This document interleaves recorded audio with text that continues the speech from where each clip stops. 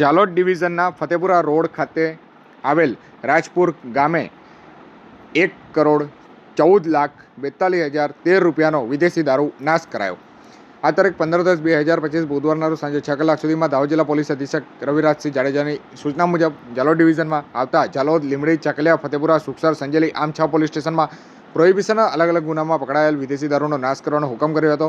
જે અંતર્ગત જાલોદમાંથી 22,342 વિદેશી દારૂની બોટલો જેની કિંમત 39,56,374, લીંબડી ખાતેથી 23,756 વિદેશી બોટલો જેની કિંમત 32,29,069, ચાકલિયામાંથી 21,407 બોટલો જેની કિંમત 37,68,471, ફતેપુરામાંથી 1,225 બોટલો જેની કિંમત 1,42,096, સુખસરમાંથી 684 બોટલો જેની કિંમત 79,298, સંજેલીમાંથી 1,980 વિદેશી બોટલો જેની કિંમત 2,66,705 રૂપિયાનો વિદેશી દારૂ જપ્ત કરાયો હતો। જે અંતર્ગત આજે 6 પોલીસ સ્ટેશનમાંથી 71,394 વિદેશી દારૂની બોટલો જપ્ત કરવામાં આવી હતી અને 1,14,42,013 રૂપિયાનો વિદેશી દારૂ નાશ કરવામાં આવ્યો હતો।